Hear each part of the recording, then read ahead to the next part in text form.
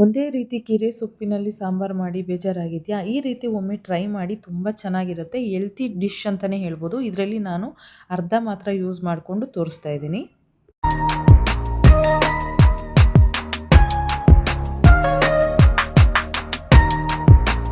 Hi friends, ಎಲ್ಲ ಹೇಗಿದ್ದೀರಾ? ಚೆನ್ನಾಗಿದ್ದೀರಾ ಅಂತ ಭಾವಿಸ್ತೀನಿ. ನಾನು ಸಹ ಚೆನ್ನಾಗಿದ್ದೀನಿ. ಸೊ ಇವತ್ತು ಒಂದು ಒಳ್ಳೆ health recipe, home made sambar ಯಾವ ರೀತಿ ಮಾಡೋದು ಅಂತ ನಾನು ಹೇಳ್ಕೊಡ್ತೀನಿ. ಬಟ್ ಇದರಿಂದ ನಮಗೆ ತುಂಬ ಆರೋಗ್ಯದ ಸಮಸ್ಯೆ ಏನೇ ಇದ್ರೂ ಸಹ ನಿವಾರಣೆ ಆಗುತ್ತೆ. ಈ ಇಂಗ್ರೀಡಿಯೆಂಟ್ಸ್ನ ತೋರಿಸಿದ್ರೆ ನಿಮಗೆ ಗೊತ್ತಾಗುತ್ತೆ ಎಷ್ಟೆಲ್ಲ ಬೆನಿಫಿಟ್ ಇದೆ ಅಂತ.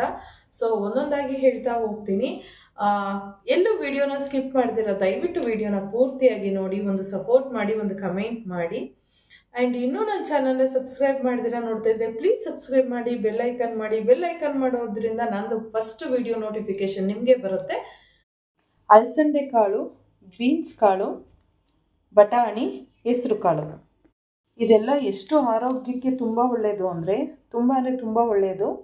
ನೆಕ್ಸ್ಟು ಇದ್ರ ಜೊತೆಗೆ ಟೊಮೆಟೊ, ಕರ್ಬೇವಿನ ಸೊಪ್ಪು, ಜೀರಿಗೆ, ಮನೆಯಲ್ಲೇ ಮಾಡಿರುವಂತಹ ಸಾಂಬಾರ್ ಪೌಡರ್ ಆ್ಯಂಡ್ ತೆಂಗಿನಕಾಯಿ, ಇಷ್ಟನ್ನು ಯೂಸ್ ಮಾಡಿಕೊಂಡು ನಾನು ಇವತ್ತು ಸಾಂಬಾರು ಮಾಡೋದಕ್ಕೆ ಹೊರಟಿದ್ದೀನಿ. ಬನ್ನಿ ಹೇಗೆ ಮಾಡೋದು ಅಂತ ನೋಡ್ಕೊಬರೋಣ. ಬಟಾಣಿಯಿಂದ ಮತ್ತು ಅಲಸಂದೆ ಕಾಳು, ಹೆಸರು ಕಾಳು, ಬೀನ್ಸ್ ಕಾಳು, ಈ ಎಲ್ಲ ಕಾಳುಗಳಿಂದ ನಮಗೆ ರೋಗ ನಿರೋಧಕ ಶಕ್ತಿ ಹೆಚ್ಚಾಗುತ್ತೆ, ಕಬ್ಬಿಣ ಅಂಶ ಇರುತ್ತೆ, ಜೀರ್ಣಕ್ರಿಯೆಗೆ ತುಂಬ ಅಂದರೆ ತುಂಬ ಹೆಲ್ಪ್ ಆಗುತ್ತೆ, ಮತ್ತು ಫ್ಯಾಟ್ನೆಸ್ ಕರಗುತ್ತೆ, ಮತ್ತು ಫೇಸ್ ಕಾಂತಿ ಆಗಿರ್ಬೋದು, ಫೈಬರು, ಕ್ಯಾಲ್ಶಿಯಮು, ಪ್ರೋಟೀನು, ಈ ರೀತಿ ತುಂಬ ಹೆಚ್ಚೆಚ್ಚವಾಗಿ ಗುಣಗಳಿದೆ. ಹಾಗಾಗಿ ನಾನು ಇದನ್ನು ಯೂಸ್ ಮಾಡ್ತಾ ಇರೋದು. ಪ್ರೋಟೀನ್ ಡಿಶ್ ಅಂತಲೇ ಹೇಳ್ಬೋದು ಇದನ್ನು. ಈಗ ಮೊದಲಿಗೆ ಕುಕ್ಕರ್ ತೊಗೊಂಡಿದ್ದೀನಿ. ಕುಕ್ಕರ್ಗೆ ಈ ಕಾಳನ್ನೆಲ್ಲ ಹಾಕ್ತಾಯಿದ್ದೀನಿ. ಕಾಳನ್ನೆಲ್ಲ ಹಾಕಿ 5 ವಿಷಲ್ ಕೂಗಿಸ್ಕೊತೀನಿ, ಯಾಕಂದರೆ ಬೇಯಬೇಕಲ್ವಾ, ಹಾಗಾಗಿ 5 ವಿಷಲ್ ಕೂಗಿಸ್ಕೊತೀನಿ. ಇಷ್ಟು ಕಾಳನ್ನು ಹಾಕಿ ನೀರು ಹಾಕಿ ಬೇಯೋದಕ್ಕೆ ಇಡ್ತೀನಿ. 5 ವಿಷಲ್ ಕೂಗಿಸ್ಕೊಬರೋಣ ಬನ್ನಿ. ಈಗ ಅದು ಕಾಳು ಕೂಗೋದಕ್ಕೆ ಇಟ್ಟಿದ್ದೀವಿ ಅಲ್ವಾ, ಈಗ ನಾವೇನು ಮಾಡಬೇಕು ಅಂದರೆ ಅಂದರೆ ಈಗಲೇ ನಾವು ಸ್ವಲ್ಪ ಉಪ್ಪು ಹಾಕಬೇಕು, ಆಗ ಕಾಳಿಗೆ ಉಪ್ಪು ಹಿಡಿಯುತ್ತೆ.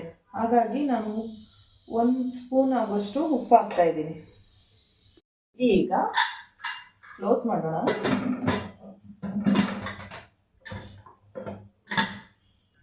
ಅಷ್ಟರಲ್ಲಿ ಈ ತೆಂಗಿನಕಾಯಿನ ಒಡೆದು ತುರ್ಕೊಂಡು ಬರೋಣ ಬನ್ನಿ.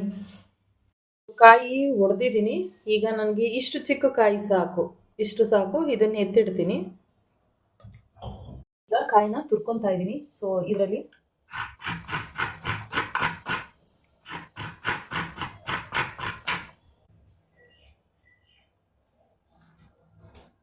ಈ ರೀತಿ ಫುಲ್ಲು ಎಲ್ಲ ತುರ್ಕೋಬೇಕು, ಏನು ಇಲ್ದಂಗೆ. ಈಗ ಇದಕ್ಕೆ ತುರ್ಕೊಂಡಿರೋಂತಹ ಕಾಯಿನ ಹಾಕ್ತಾಯಿದ್ದೀನಿ ಮಿಕ್ಸಿ ಬಟ್ಟಲಿಗೆ.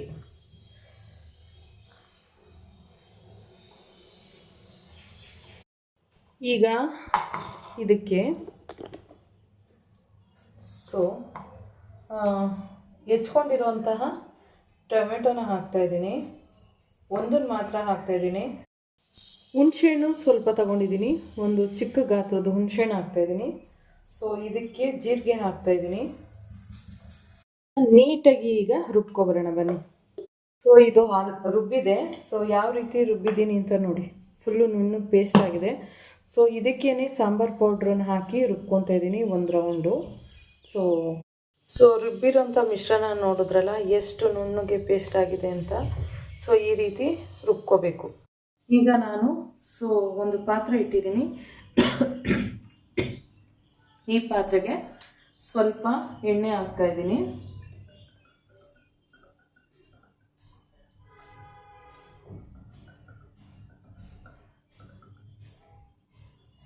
ಸ್ವಲ್ಪ ಎಣ್ಣೆ ಹಾಕ್ತೀನಿ. ಇದಕ್ಕೆ ಚಿಟಪಟ ಅಂತ ಸೌಂಡ್ ಕೇಳಿಸ್ತಿದೆ ಅಲ್ವಾ, ಇದಕ್ಕೆ ನಾನು ಕರ್ಬೇವಿನ ಸೊಪ್ಪು ಹಾಕ್ತಾ ಇದ್ದೀನಿ. ಈಗ 1 ಟೊಮೊಟೊ ರುಬ್ಬಕ್ಕೆ ಹಾಕಿದೆ, 1 ಟೊಮೊಟೊನ ನಾನೀಗ ಒಗ್ಗರಣೆಗೆ ಹಾಕ್ತಾ ಇದ್ದೀನಿ. ಈಗಲೇ ಸ್ವಲ್ಪ ಒಂದು 1/4 ಟೀ ಸ್ಪೂನ್ ಆಗೋಷ್ಟು ಉಪ್ಪು ಹಾಕ್ತಾ ಇದ್ದೀನಿ, ಟೊಮೊಟೊ ಬೇಯಲಿ ಅಂತ. ಇದಕ್ಕೆ ಸ್ವಲ್ಪ ಅರಿಶಿನ ಹಾಕ್ತಾ ಇದ್ದೀನಿ. ಈಗ ಹೆಚ್ಕೊಂಡಿರೋಂತಹ ಕೀರೆ ಸೊಪ್ಪನ್ನ ಹೆಚ್ಕೊಂಡು ತೊಳ್ಕೊಂಡು ಇಟ್ಕೊಂಡಿರೋದು ಇದನ್ನು ನಾನಿದೆ ಇವಾಗ ಎಣ್ಣೆಗೆ ಹಾಕ್ತಾ ಇದ್ದೀನಿ. ಎಣ್ಣೆಲಿ ಸ್ವಲ್ಪ ಬಾಡಿಸೋಣ ಅಂತ. ಇದು ಈಗ ತುಂಬಿದೆ ಅಲ್ವಾ ಪಾತ್ರೆ. ಈಗ ಸೊಪ್ಪನ್ನ ಸ್ವಲ್ಪ ಬೆಂದರೆ ಸಾಕು, ಸೊಪ್ಪೆಲ್ಲ ಕಮ್ಮಿ ಆಗೋಗುತ್ತೆ, ಸೊಪ್ಪಿನ ಪ್ರಮಾಣನೇ ಕಮ್ಮಿ ಆಗೋಗುತ್ತೆ. ಇದನ್ನು ಆದಷ್ಟು ಎಣ್ಣೆಲೆ ಬಾಡಿಸೋಣ. ಇದು ಬೇಯಲಿ. ನೋಡ್ತಾ ಇದ್ದೀರಲ್ಲ, ಚೆನ್ನಾಗಿ ಈ ರೀತಿ ಬಾಡಿಸ್ಬೇಕು.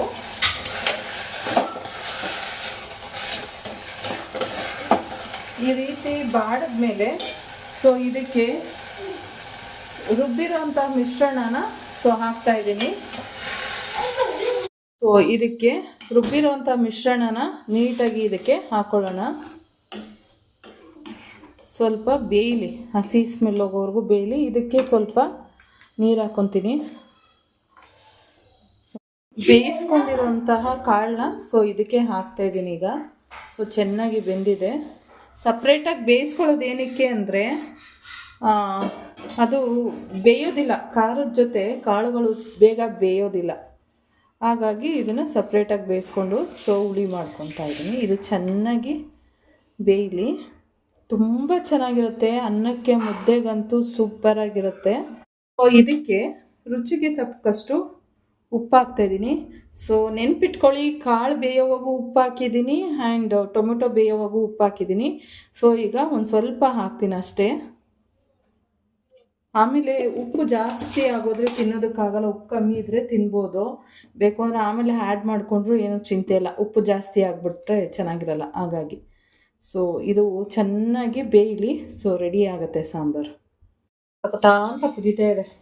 ಯಾವ ರೀತಿ ಕುದೀತಿದೆ ಅಂತ ನೋಡೋದ್ರಲ್ಲ, ಯಾವ ರೀತಿ ಬಂದಿದೆ ಅಂತ.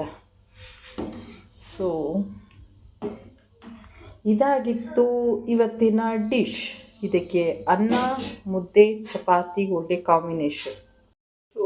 ಅನ್ನಕ್ಕೆ ತುಪ್ಪ ಹಾಕ್ಕೊಂಡು ಸಾಂಬಾರ್ ಜೊತೆ ತಿಂತಿದ್ರೆ ಸ್ವರ್ಗ.